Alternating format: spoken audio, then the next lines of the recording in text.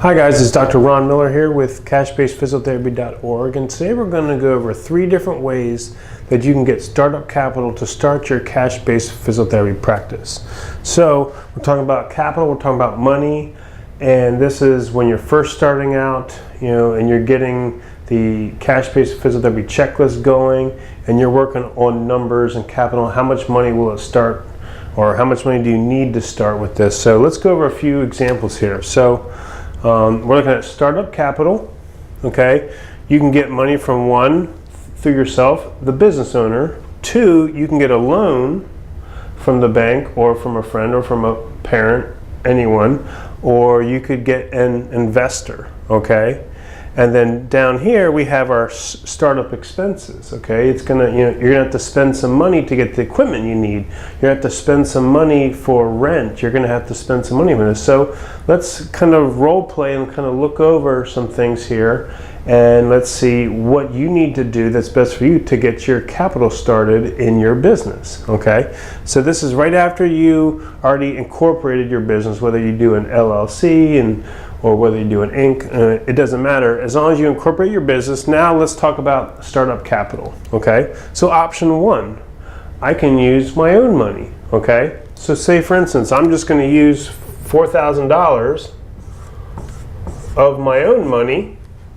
Actually, let's just make it 5. I just use $5,000 of my own money for my startup capital investment. Okay, that's the simplest and easiest thing to do here. And then we look down at startup expenses. Okay, rent's going to be $600 a month. Okay, so I have to take that out in that first month. And something that you can do here is negotiate with them. Whoever you're renting from, say, hey, I'm a startup business. Can I get the first 3 months free, and then I'll start paying after that? They give me time to develop a caseload and get some revenue going, so that they understand that you're a startup business, so maybe they're willing to work with you. Or maybe if the rent's $600, maybe the first month's $200, and the next month's $400, and then $600. Don't be scared to negotiate your rent a little bit, especially when you're first starting out, because they understand the position that you're in. You're trying to open up a small business with no patients yet, so don't be scared to negotiate that. But for this example, it's $600. Next, you got to spend $1,500 in equipment. So, keep it simple. Keep your overhead low. I started out with just a treatment table, a cell phone, and some basic exercise equipment, and I was able to easily start my practice for under $1,500 here with equipment. Next, you had to buy furniture. Maybe you had to buy 2 chairs and maybe some decorations real quick. So we spent $500 here. Bills, maybe to get the electric going or to start up some internet, you have $100 there. And say you took my Business 101 system, that's $500. So now you have $3,200 of startup expenses. If you take your investment of $5,000, now left to start your business, 32, 18, so you have $1,800 of working capital, okay, to start your business off with that. And maybe if you don't have $5,000 to invest of your own money, say you take $4,000, and this just becomes $800 to start off with. But this is an example if you do your own money with this, and how much capital you'll have to start your business off of. Okay, so say you have no money and you can't afford to start this. Okay, let's borrow money from someone. Okay, so let's look at a loan. Okay, either you can get a loan through a loved one, a family member, and see if they'll give you a lower interest rate on it. But say you can take, I like the Mark Cuban approach with this is, only an idiot takes a business loan out to start up a small business. So I'm all about the owner and investing my own money into this. But as a worst case scenario, if you don't have any money, but you still want to start up a cash-based clinic, you can still do it. Let's get a business loan. So say you take a loan out for $5,000 just to start up a small business, and you have to pay a % interest on it. Say, just for instance, you pay a 7% on that. Okay. Now, at least you'll be able to get your startup capital. You'll get your stuff set up, and you'll still have a decent amount of working capital to get started with. Okay. So that's an option there too, but just over the next couple of years, within 3 years, you should, almost even within the first year, if you do it right, you should be able to pay that back with interest easily. But it gives you the money to get started with, and you have some working capital to last you for like a month or two. Okay? Now this is adding in that you're doing it right and you're not generating revenue in the first 2 months. So, obviously this isn't going to last you. If you make no money in the second month, you're not going to have any money. So another option is, say you want to just play it safe and you don't know what to do and you're not good at marketing and you don't know what to do. Say you may want to take out a loan for $10,000, okay? So you got plenty of room now with this. Now say it's going to be $680.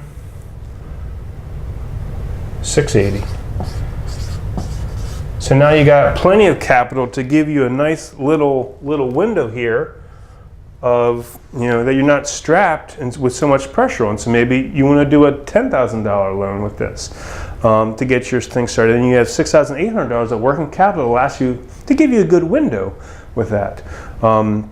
So that's another option there. So you have to kind of look at this numbers and see what's the amount of money that you need to get started, to have working capital to get your business started, okay? So yes, a business loan through a bank, through a credit union is great. If you have parents that are willing to support you with this, maybe you can get them to not give you any interest on it and stuff like that. So it all depends. So that's another option of taking out a loan, okay?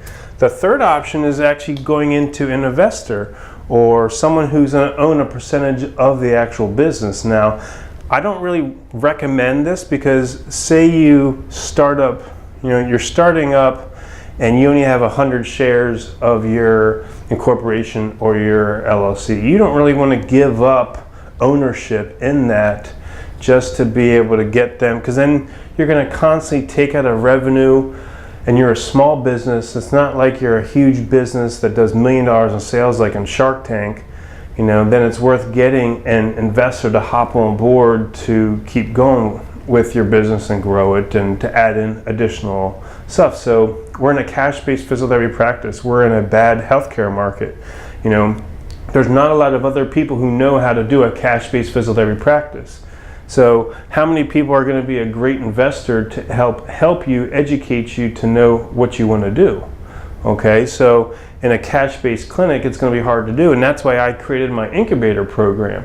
So you can go onto the website and click on the incubator link. When I've created a system where you actually can be able to get the funding you need, the education you need, just to give up a percentage of the stock, and then when you graduate, you get your stock back, but it'll set you up for success.